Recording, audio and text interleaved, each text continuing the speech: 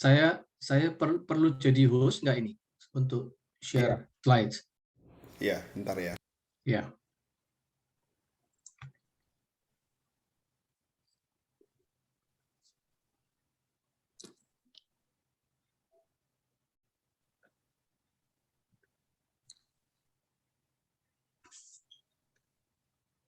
Udah, Pak Rudi. Oke, thank you.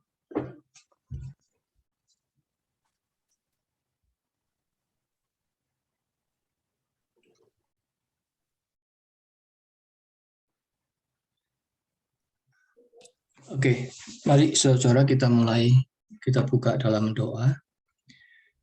Kami bersyukur ya Bapa yang Maha Baik atas kasih-Mu dan kesetiaan-Mu yang tidak pernah berubah, kasih sayang-Mu yang tidak pernah beranjak pergi dari kami. Sekalipun kami yang seringkali melarikan diri dari hadirat-Mu. Tuhan, kami bersyukur bisa berjumpa melalui Zoom ini untuk melanjutkan pemahaman Alkitab kami tentang life after death. Mohon penyertaan-Mu ya Roh Kudus, mohon hikmat-Mu, supaya kami dapat memahaminya sesuai dengan kehendak-Mu. Terima kasih untuk teman-teman yang bergabung, tapi doa kami juga untuk teman-teman yang belum bergabung atau tidak dapat bergabung malam ini. Kiranya penyertaan-Mu ada pada setiap kami, keluarga kami, dan orang-orang yang kami kasihi. Di dalam nama Tuhan Yesus kami naikkan doa kami. Amin.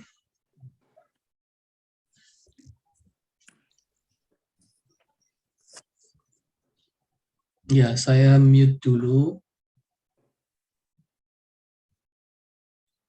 Sekarang saya share screen.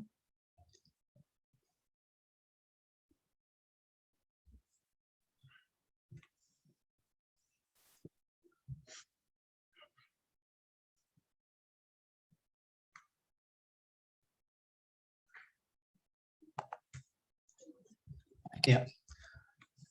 Nah, saudara-saudara, kita melanjutkan topik life after death. What is it like? Pada pertemuan yang kelima. Terus terang memang saya pelan-pelan, ya. Artinya membicarakan topik ini dengan step-step yang perlahan demi perlahan untuk sampai kepada jawaban atas pertanyaan what is it like life after death itu. Selama ini mulai dari pengantar sampai dengan pertemuan Kamis lalu, kami selalu berkonsentrasi kepada pertanyaan why lebih dulu. Ya. Jadi mengapa kita percaya kepada life after death? Nah, hari ini kita masih akan melanjutkan pertanyaan the why-nya itu sampai tuntas. Lalu kemudian Kamis depan kita akan masuk pada lebih mendalam tentang what-nya, terutama what is it like yang disebut sebagai life after death itu. Jadi pertanyaannya adalah, why do you believe in afterlife or life after death? The why-nya itu sesuatu yang penting, dan itu kita sudah sebagian kita bicarakan dalam pertemuan Kamis yang lalu, sambil mengingatkan Anda tentang piramid itu, ya. Susunan piramid itu nanti akan kita ulang sedikit, akan kita singgung lagi supaya connect.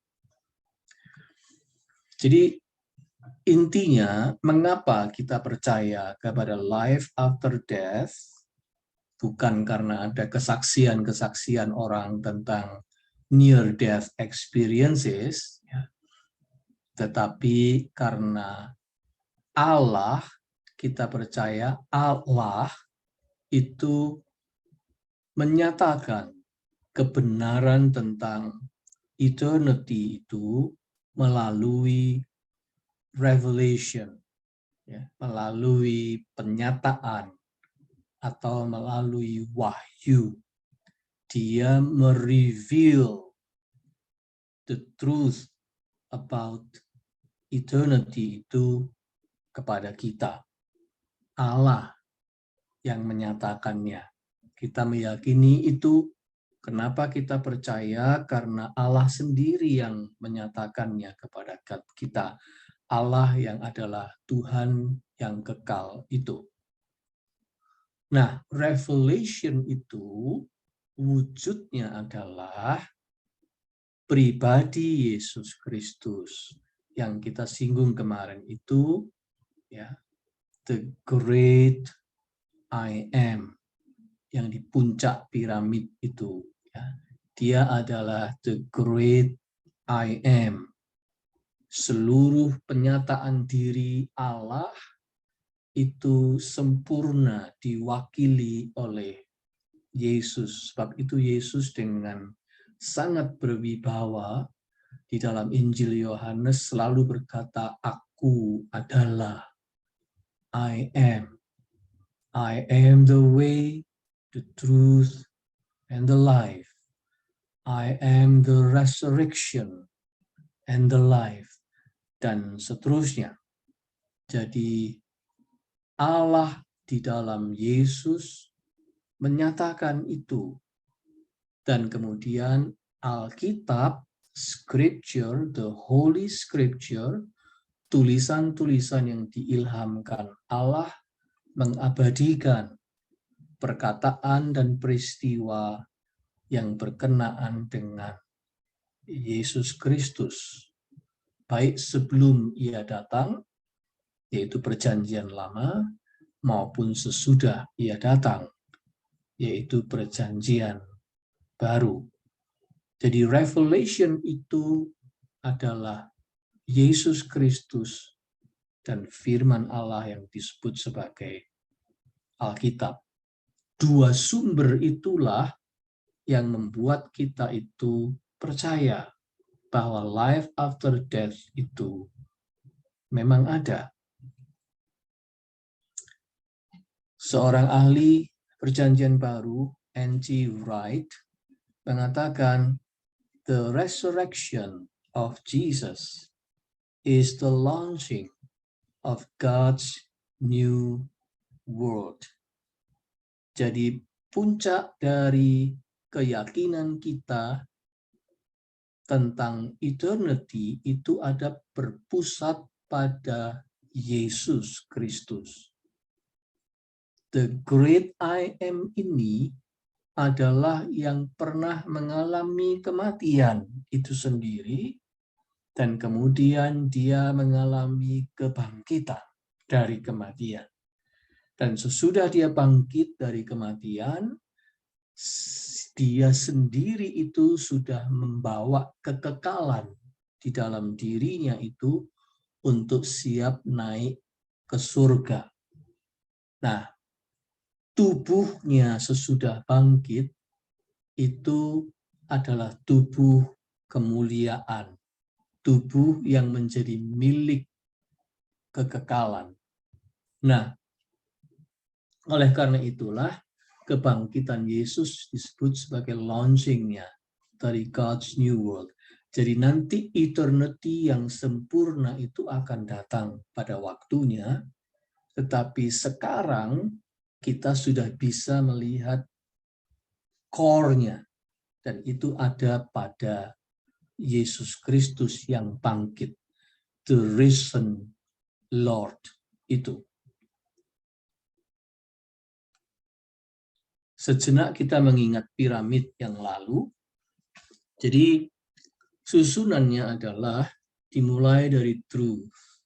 Foundation-nya adalah truth. Ini bukan ilusi. Kekekalan itu bukan ilusi. Bukan halusinasi. Bukan khayalan. bukan cerita mitologi, tetapi the truth. Dan itu disupport oleh worldview yang namanya teisme, yaitu hanya teisme yang bisa melihat eternity itu. Karena teisme percaya kepada Allah, Allah yang berbeda dengan ciptaannya, Allah yang memulai ciptaannya ini dari kekekalan. Teisme, tetapi teisme pun kita harus memilih teisme yang meyakini bahwa ada revelation. Allah itu menyatakan dirinya. Allah itu memperkenalkan dirinya dari atas ke bawah. Dia memperkenalkan, oleh sebab itu lebih kita bisa percayai karena itu datang dari dunia kekekalan yang menyatakan diri. Nah, di dalam teisme yang mengenal revelation, kita tahu ada satu yang Tuhannya adalah Tuhan yang mati dan kemudian bangkit kembali. Itulah Christianity. Revelation dalam Christianity bukan hanya sejarah, bukan hanya kitab suci. Revelation di dalam Christianity wujudnya adalah Allah yang menjadi manusia, mati dan bangkit. Itulah dia, Yesus Kristus. Dan itu sebabnya Yesus Kristus dan seluruh peristiwa kedatangannya membawa kabar baik kepada manusia tentang eternity itu. Gospel. Nah, di dua puncak piramid itu, resurrection dan gospel of Jesus Christ, the great I am, itulah Christianity. Dan Christianity memberitakan sesuatu yang kita bisa percayai tentang sepenuhnya, tentang kekekalan. Saya mengulas sedikit apa yang kita bicarakan yang lalu. Jadi dengan begitu, saudara-saudara, gospel, mari kita lihat Alkitab, kita kembali kepada Alkitab, 1 Korintus 15 ayat 2 sampai dengan 8. Oleh Injil itu, kamu diselamatkan, asal kamu teguh berpegang padanya, seperti yang telah kuberitakan kepadamu, kecuali kalau kamu telah sia-sia saja menjadi percaya.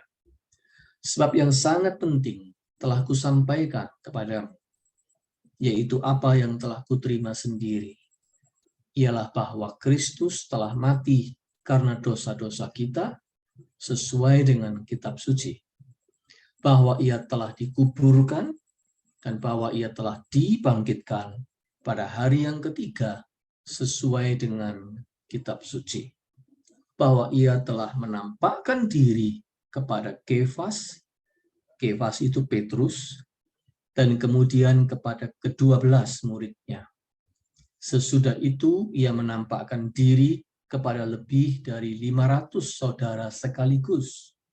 Kebanyakan dari mereka masih hidup sampai sekarang, sampai Paulus menulis surat 1 Korintus ini. Tetapi beberapa di antaranya telah meninggal. Selanjutnya, ia menampakkan diri kepada Yakobus, kemudian kepada semua rasul. Dan yang paling akhir, dari semuanya, ia menampakkan diri juga kepadaku, sama seperti kepada anak yang lahir sebelum waktunya. Ini tulisan Paulus di 1 Korintus 15 ayat 2-8 yang semacam memberikan summary apa itu Injil, gospel.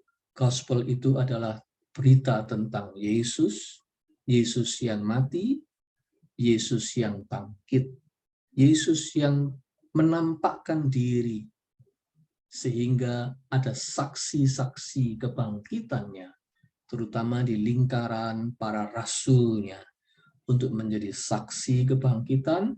Dan ada satu lagi rasul yang secara khusus Tuhan Yesus menampakkan diri dengan cara yang unik, yaitu Paulus sendiri.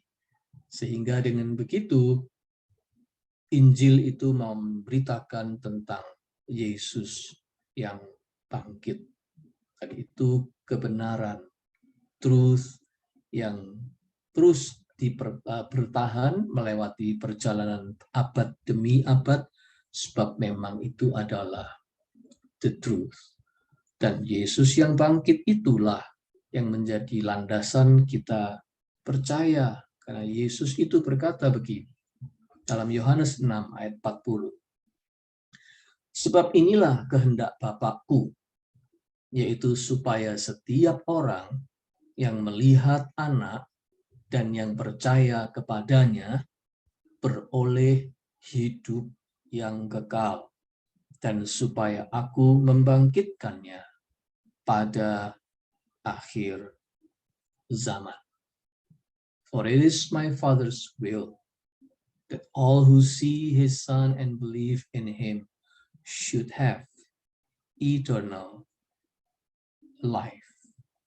Jadi Yesus Kristus sendiri menggunakan istilah hidup yang kekal, eternal life, itu sebagai yang diberikan kepada yang percaya kepadanya. Yesus mengatakan itu. Tapi juga rasul-rasul, jadi saya katakan di lingkaran para rasul, dia menampakkan dirinya. Petrus, antara lain yang disebut Kefas. Di dalam surat 2 Petrus, Petrus mengatakan begini, karena itu saudara-saudaraku, berusahalah sungguh-sungguh supaya panggilan dan pilihanmu makin teguh. Sebab jikalau kamu melakukannya, kamu tidak akan pernah tersandung. Dengan demikian, kepada kamu akan dikaruniakan hak penuh untuk memasuki kerajaan kekal, yaitu kerajaan Tuhan dan Juru Selamat kita, Yesus Kristus, the everlasting kingdom of our Lord and Savior, Jesus Christ. Itu istilah dari Petrus tentang kekekalan. Lalu Paulus sendiri mengatakan dalam konteks pribadi, karena kami tahu bahwa jika kemah, tempat kediaman kita di bumi ini dibongkar, Allah telah menyediakan suatu tempat kediaman di sorga bagi kita. Suatu tempat kediaman yang kekal, yang tidak dibuat oleh tangan manusia. A building from God, a house not made with hands, eternal in the heavens, menurut terjemahan Revised Standard Version. Nah, itulah saudara kesaksian yang ditulis di dalam Alkitab, baik oleh Yesus Kristus sendiri, Tuhan yang bangkit itu, maupun oleh saksi-saksi kebangkitannya. Mereka punya istilah sendiri yang menjelaskan tentang eternity. Nah, itu semua merupakan alasan biblical, ya, the biblical why dari kepercayaan kita kepada eternity atau life after death. Itu semua ada biblical reason-nya yang kita sudah bangun dengan pemahaman sejak pertemuan Kamis lalu. Seperti yang saya katakan, PA kita ini dalam membahas topik life after death menggunakan dua pendekatan, yaitu satu biblical, yang kedua adalah critical. Critical itu dalam pengertian common sense. Jadi semuanya juga harus berjalan dengan pemahaman common sense yang adalah anugerah Tuhan juga kepada kita. Jadi yang pertama adalah itu berlandaskan Alkitab, dan yang kedua itu ada common sense-nya. Itu dua pendekatan yang penting dalam pembahasan kita. Jadi kita tidak melakukan pendekatan lain daripada dua hal itu. Nah, kita sudah tahu biblical reason-nya, ya, biblical why-nya. Sekarang kita mau the critical why-nya. Ya. Jadi mengapa alasan atau reason kita percaya kepada eternity selain alasan biblical tadi, juga ada alasan common sense-nya yang kita bisa angkat dari pengalaman-pengalaman manusia sendiri. Ya, tentu dengan ukuran yang common sense itu. Nah,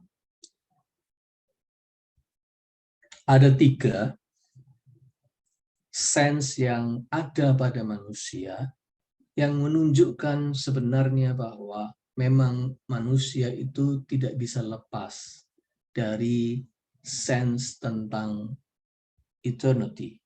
Sejak hidup di dunia pun, kita ini ada sesuatu dari diri kita yang connected dengan eternity.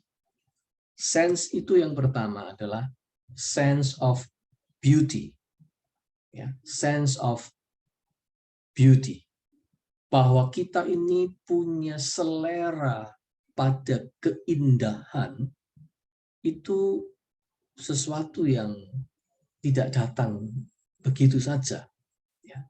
Kita ini memang punya selera tentang keindahan, sebab keindahan itu memang ada. Dan keindahan itu ada yang ultimate nanti. Di sini kita cuma melihat percikan dari keindahan itu. Tetapi keindahan dalam arti yang ultimate itu ada, dan itu ada di kekekalan. Nah, itu sebabnya di sini di dunia kita sudah punya sense of beauty. Yang kedua, itu adalah sense of desire. Kita ini punya desire. Kita ini punya kerinduan-kerinduan. Kerinduan-kerinduan yang butuh dipuaskan. Kerinduan-kerinduan yang butuh fulfillment. Ya, yang tidak pernah sempurna. Ya. Tetapi justru karena kita punya desire itu akan sesuatu yang sempurna nanti, itu menunjukkan bahwa memang kita connected dengan eternity, karena semua yang dirindukan manusia di dunia ini itu ultimate-nya nanti hanya bisa satisfied di kekekalan. Di dunia ini kita tidak akan mencapai fulfillment itu secara perfect. Nah, sense of desire itu ada karena memang kekekalan itu ada. Dan yang ketiga adalah sense of justice. Sampai kapanpun manusia itu punya sense of justice. Ya. Oleh karena itu, ketika kita melihat di dunia ini yang terjadi ada begitu banyak injustice, kita menderita. Ya.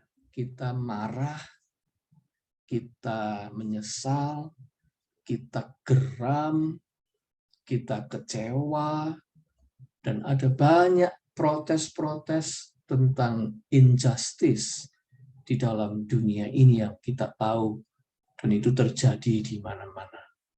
Ya. Artinya sebetulnya deep down in our heart, kita itu merindukan justice. Kita menantikan. Kalau terjadi sesuatu yang tidak adil, kita itu di dalam hati punya kerinduan untuk Tuhan, semoga suatu saat ya, terjadi sesuatu yang adil. Semoga suatu saat yang jahat ini terbalaskan. Semoga yang baik ini mendapatkan sesuatu yang worth it untuk dia. Itu semua adalah sense of justice yang kita punya di dalam dunia ini yang tidak pernah terpuaskan karena memang life isn't fair. Ya, kita tahu itu. Dunia kita ini dunia yang berdosa, sinful world, di mana injustice itu merajalela di mana-mana. Ya, tetapi toh itu tidak pernah mematikan sense of justice itu. Bahkan di film-film seringkali juga ada istilah justice street justice gitu ya. Artinya kalau justice itu tidak bisa ditemukan di lembaga-lembaga pengadilan, maka atau di lembaga-lembaga resmi, maka ada orang-orang yang memperjuangkan keadilan jalanan, istilahnya seperti itu. Tentu itu film-film tentang hero-hero dan apa namanya. Tetapi itu mencerminkan menurut saya bahwa dalam realita yang namanya sense of justice itu meronta, ya, ingin mencari jalan yang ada di mana-mana di dunia ini ketika yang terjadi adalah injustice. Nah, sekali lagi, sense of justice itu justru menunjukkan manusia sebenarnya connect dengan sesuatu yang terjadi di kekekalan, karena justice yang sempurna itu hanya ada kelak ketika Tuhan itu datang di akhir zaman. Nah, itu adalah common sense, ya, critical reason. Mengapa kita percaya kepada life after death? Karena kita punya 3 sense itu saja sudah menunjukkan atau mencerminkan itu. Nah, seorang profesor perjanjian baru juga, profesor biblical, ya, dulu seorang ateis, dia berkata begini, many of us believe in heaven because we see in the present world a glimpse of something far grander, the world as we think it ought to be. If God made the world this good, doesn't it make sense He would make a world where it will all be even better? Jadi ini sense of beauty, sense of beauty yang kita punya. Ya, saya sengaja menempatkan di situ gambar tentang view yang beautiful dari alam. Dan kita tahu kalau kita pergi apalagi di Amerika, ya, orang menyebut Amerika itu Mekwok, ya. Mekwok itu sebuah tanah yang cantik, ya, beautiful. Memang Amerika memang negeri yang beautiful. Kita tahu ada begitu banyak objek yang bisa membuat kita terpana melihatnya karena memang so gorgeous, ya, beautiful. Nah, beautiful yang kita lihat di present world ini cuma a glimpse saja dari sesuatu yang jauh lebih yang ada justru di kekekalan. Kita tahu bahwa itu adalah eternity. Sebentar saya charge dulu laptop saya supaya enggak mati. Ya. Jadi seperti yang saya katakan tadi, saudara, sense of beauty itu menjelaskan bahwa kita connect dengan eternity. C.S. Lewis dulu juga seorang ateis. Dia berkata begini, if I find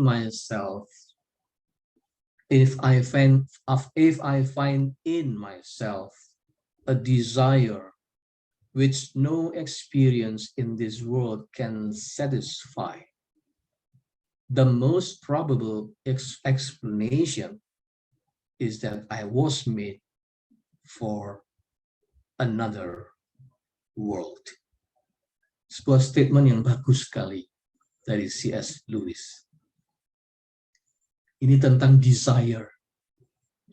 Kita ini punya desire di dunia ini yang tidak pernah ada pengalaman apapun di bumi, di dunia ini yang bisa memuaskannya. Bisa membuat kita betul-betul perfectly satisfied, fulfilled. Enggak ada. Kita selalu punya desire yang rindu untuk terus dipuaskan. Nah, menurut C.S. Lewis, ini sebuah cerminan justru bahwa karena kita memang diciptakan untuk dunia yang bukan ini, kita ini diciptakan untuk kekekalan.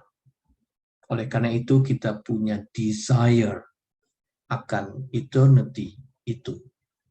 Hanya eternity yang bisa memuaskan desire kita itu secara sempurna. Dunia di sini ini tidak bisa.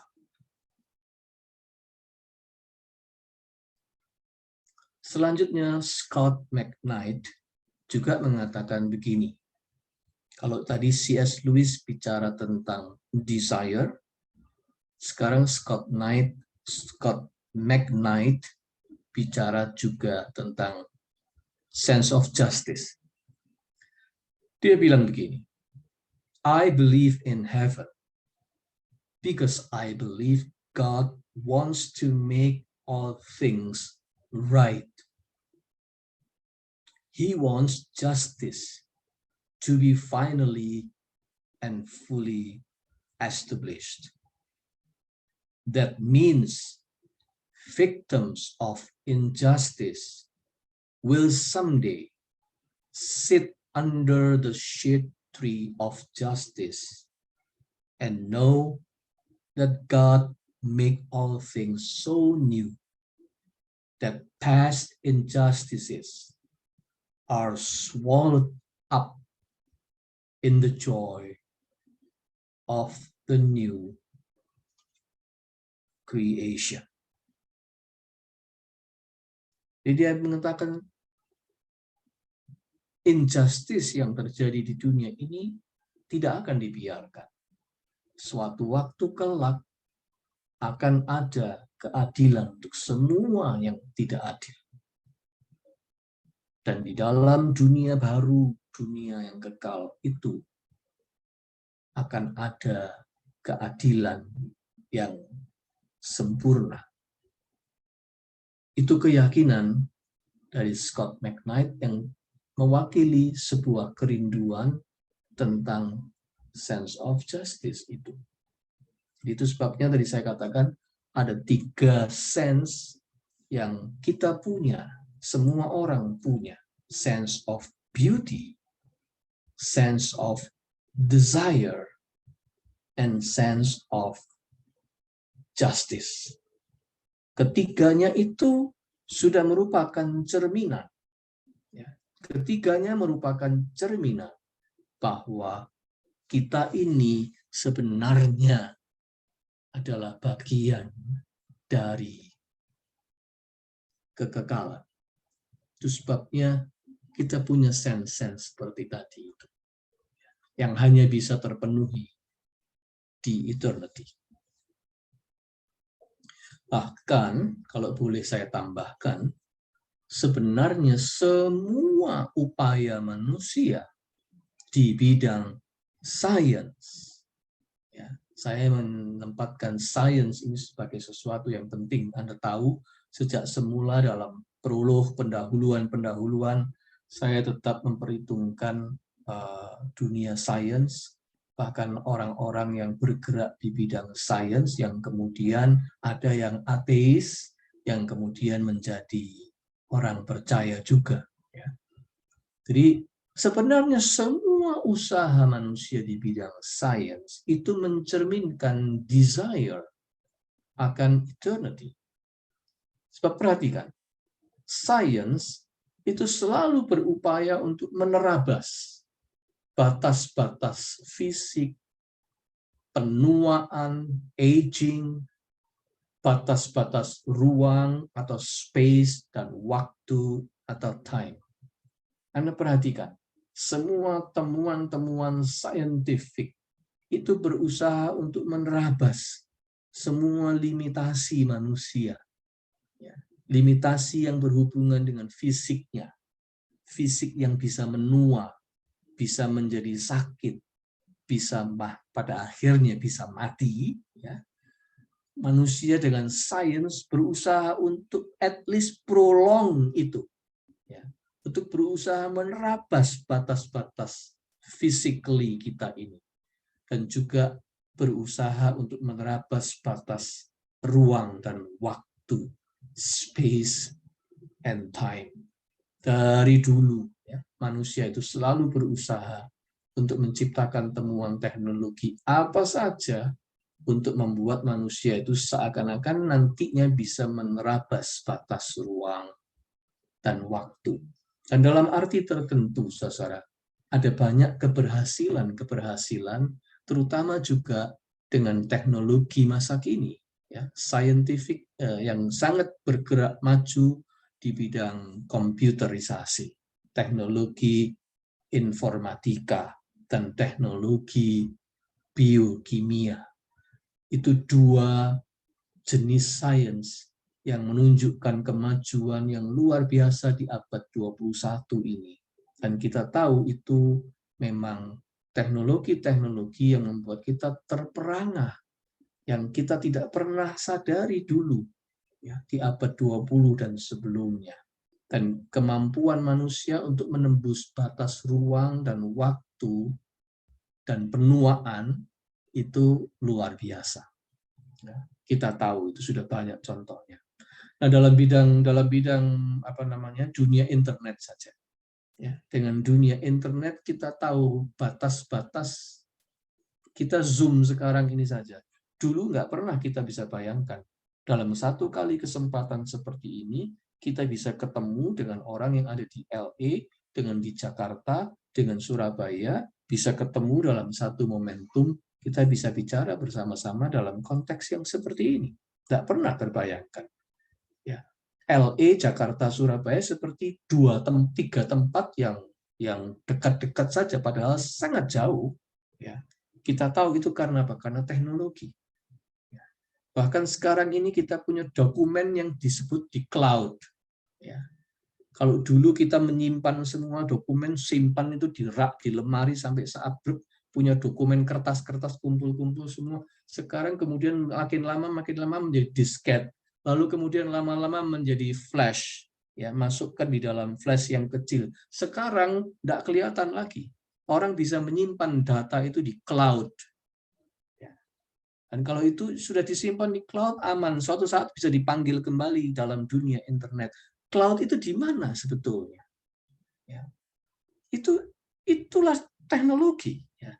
Dia mencoba menerabas batas ruang dan waktu dengan cara yang tidak pernah kita bayangkan sebelumnya. Ya. Itulah sains. Bahkan, saudara, metaverse sekarang, ya. Dunia metaverse ini dunia sekarang, dunia masa depan. Dunia keturunan kita 1, 2, 3 generasi di bawah kita sekarang itu adalah dunia yang kelak akan memasuki periode ini. Ya. Metaverse itu sudah menjadi sebuah alat yang menggambarkan pada kita sebuah masa depan bahwa orang akan memasuki sebuah dunia virtual yang luar biasa. Kita bisa dibawa masuk pada sebuah alam dunia yang berbeda dengan dunia real ini. Di dalam dunia virtual itu kita bisa di set up mau ketemu siapa saja, mau ketemu apa saja, di waktu kapan saja, di tempat apa saja, bisa itu. Ya.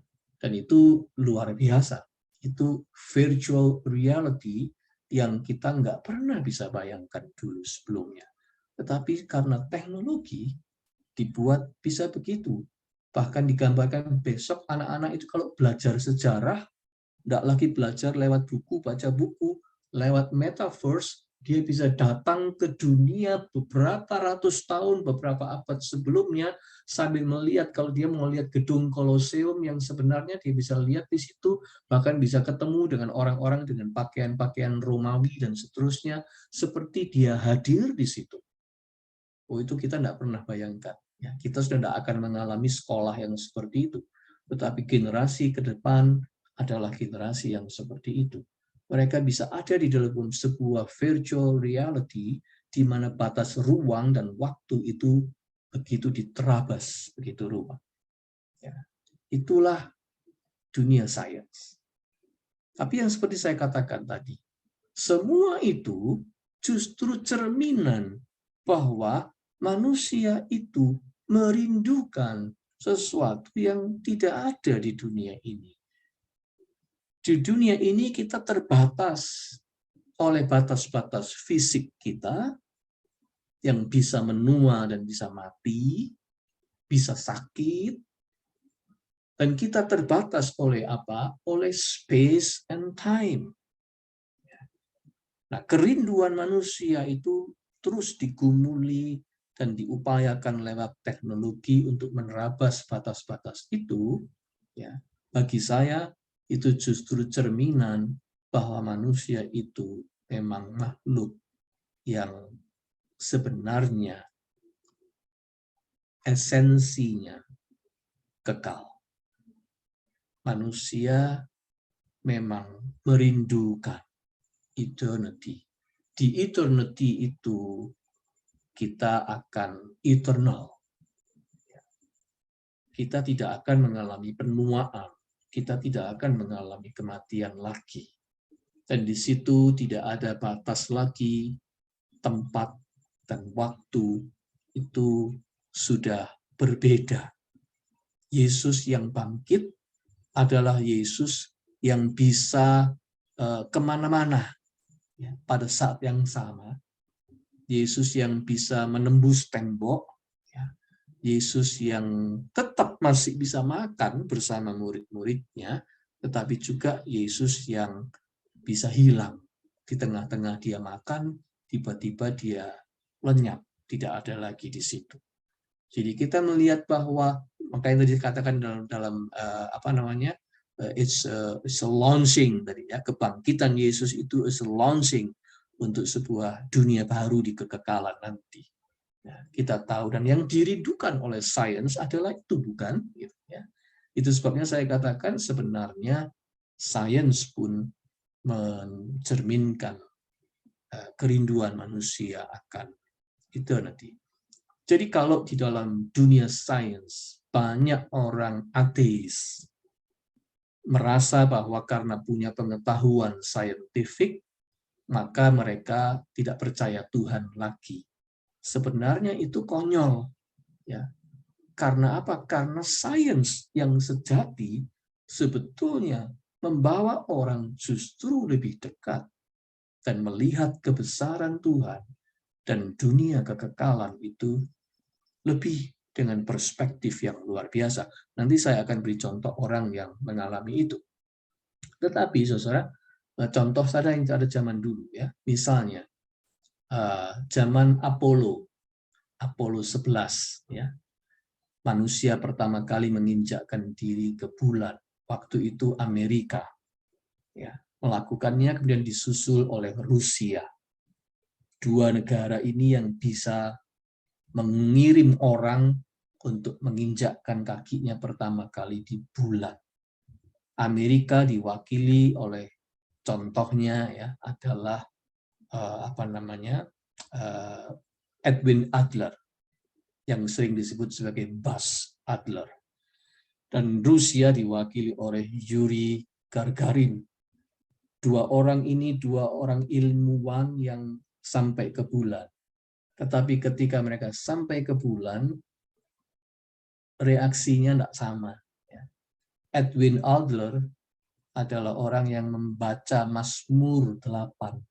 Ketika dia menginjakkan kaki ke bulan, dia mengajak semua yang ada di bumi untuk menghayati bahwa dia melihat kebesaran Tuhan. Ketika dia bisa menginjakkan kakinya di bulan, dia melihat betapa besarnya Tuhan yang menciptakan universe itu. Lalu dia membacakan Mazmur 8. Betapa siapakah manusia ini, ya, sehingga engkau memberinya kemuliaan, dan seterusnya.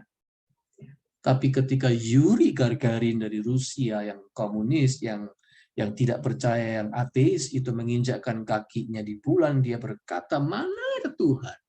Aku sudah sampai di sini. Mana Tuhan itu? Dia dengan mengejek seperti itu mempertanyakan Tuhan. Tapi mereka berdiri sebetulnya di landasan yang sama. Science. Ya, itu sebabnya tadi saya katakan sebetulnya saudara bahwa orang-orang ateis yang di dalam dunia sains ya cuma satu, karena mereka belum melihat kebenaran itu. Ya. Karena orang-orang di dunia sains yang melihat kebenaran itu justru tertolong juga oleh bekal sainsnya untuk melihat betapa Tuhan itu besar. Jadi sains itu harusnya tidak menentang faith. Ya. Orang yang beriman tetap bisa scientific. Ya. Orang yang beriman adalah orang yang berilmu juga, itu bisa berjalan bareng. Tetapi banyak ateis menganggap kalau saya mau berilmu, saya punya kemampuan saintifik, saya harus meninggalkan faith. Ya, itu salah. Ya. Karena kalau memang begitu, harusnya semua orang yang bergerak di bidang sains kehilangan faith-nya. Harusnya begitu. Tapi ternyata tidak. Itu sebabnya saudara, sesuatu yang penting sekali. Kitab Pengkhotbah 3 ayat 11, kita sudah mengatakan seperti ini kan? He has made everything beautiful in its time. He has also set eternity in the human heart. Yet no one can fathom what God has done from beginning to end. Tuhan itu sudah set eternity in human heart. Ia memberikan kekekalan di dalam hati mereka. Jadi karena ada Tuhan sudah men-set eternity dalam hati manusia, kita Pengkhotbah itu mengatakan bahwa itu tadi mengapa kita punya sense of desire, kita punya sense of beauty, kita punya sense of justice. Bahkan kalau kita bergerak di bidang sains, kita pun rindu untuk menerabas batas-batas kemanusiaan kita yang dibatasi ruang dan waktu ini. Mengapa? Karena kita ini memang punya unsur kekekalan di dalam diri kita. Itulah yang ditegaskan oleh Alkitab sendiri. Saya mau menutup PA kali ini dengan kesaksian seorang bernama Sarah Salviander. Di blognya dia menulis seperti itu. I am an astrophysicist who studies extreme deep space phenomena, mostly quasars, supermassive black holes, and giant galaxies. I was a researcher in the Department of Astronomy at the University of Texas at Austin for 16 years. 9 of those years as a post-PhD research fellow. In August 2017, I retired from my position at University of Texas to focus on ministry work. I was raised atheist in a secular country, Canada, but came to know God and Jesus Christ in large part through my scientific work. In July 2005, halfway through my graduate studies, I was baptized as a Christian. My testimony tells the story of my conversion. Though I was and continue to be passionate about science, after my conversion, my focus began shifting to reconciling Christians with science. Sarah Salviander sejak kecil menyukai film-film Star Wars, Star Trek, acara TV Cosmos, dan umur 9 tahun dia sudah punya cita-cita menjadi astrophysicist. Dan memang akhirnya dia mencapai itu. Tapi dia waktu itu makin pintar, dia makin atheist seperti orang tuanya. Sampai suatu saat dia punya profesor, guru yang mengajar dia, senior profesornya adalah seorang Kristen yang baik. Dan dia mengagumi orang ini. Mula-mula mengagumi ilmunya, tapi lama-lama dia juga mengagumi faith-nya. Dan dia belajar banyak tentang faith dari orang ini. Akhirnya sampai lewat itu dia melakukan proses penelitian secara scientific tentang alam semesta, tentang galaksi, dan sampai suatu saat tiba pada conversion. Dia bertobat, menerima Tuhan Yesus sebagai Tuhan dan Juru Selamatnya. Tapi sebuah tantangan hidup berat menimpa dia waktu dia punya anak yang pertama. Anak pertamanya itu sakit, dan kemudian masih kecil sekali, dan kemudian dinyatakan tidak ada harapan lagi. Hatinya hancur. Seluruh perasaan keibuannya seperti terkubur bersama dengan nasib anaknya itu. Sampai di titik-titik akhir menjelang anaknya itu mengembuskan nafas yang terakhir, dia itu, dan waktu itu dia sudah Kristen, dan dia itu mendapatkan kemantapan dari imannya bahwa anak ini akan pergi ke tempat yang kekal, ke rumah Bapa di sorga, dan dengan pemahaman itu dia mengikhlaskan kepergian anaknya, sekalipun dalam semua kesedihannya, tetapi dia berani merelakannya karena dia tahu anak ini berada di tangan siapa. Bapa di surga, dan dia berada di tempat yang jauh lebih baik daripada dunia ini. Dan dia bilang bahwa kalau waktu itu saya masih seorang atheist, saya nggak tahu bagaimana saya harus menghadapi itu semua. Kan dia sama sekali sebagai atheist, dia nggak punya bayangan sama sekali tentang eternity. Jadi kalau dia memang harus kehilangan anaknya seperti itu, dia tidak bisa membayangkan bagaimana caranya dia melepaskan anak itu pergi ke tempat, ke sesuatu dunia yang dia tidak tahu apa itu. Tapi karena dia seorang Kristen, dia memiliki keyakinan seperti itu, tiba-tiba dia mendapatkan ketenangan yang luar biasa waktu dia melepas anaknya itu. Ya tentu saja dalam kesedihan, tetapi iman itu sangat menolong dia dalam kesaksiannya untuk menghadapi penderitaan besar dalam keluarganya itu. Dia dan suaminya menghadapinya dengan keyakinan bahwa anaknya pulang ke rumah Bapa di surga. Nah, itu sebagian dari cerita tentang Sarah Selviander. Kalau Anda mau tahu blognya dia, Anda bisa datang ke Sarah Selviander blog. Di situ dia menjelaskan banyak teori-teori tentang alam semesta secara saintifik, dan dia menghubungkan itu semua dengan iman Kristen. Makanya dia bilang dia reconciling Christians with science. Jadi jangan pernah percaya kalau science people itu mengajak orang untuk meninggalkan Tuhan dengan alasan karena sudah ada sains. Ya. Justru sains yang sejati adalah tools yang sangat baik untuk orang makin melihat kebesaran Tuhan di dalam hidupnya. Ya, Sarah Selviander adalah salah satu contoh saja. Ya, saudara, itu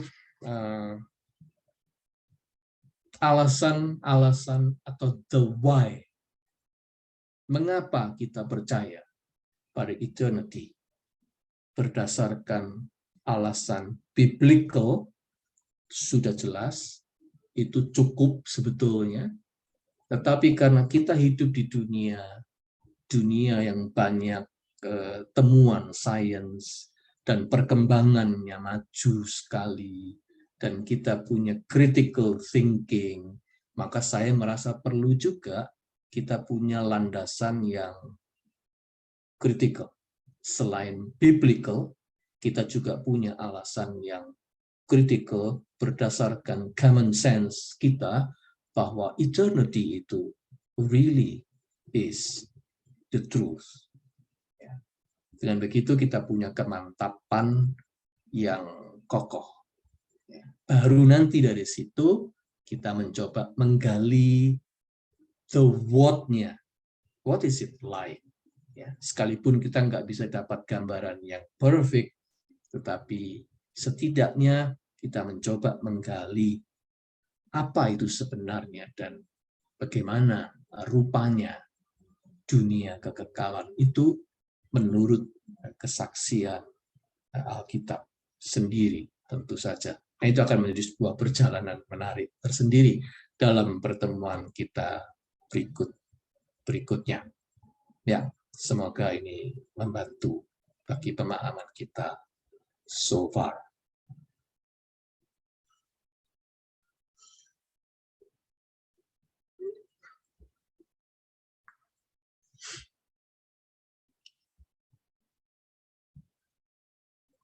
Saya stop recording dulu ya.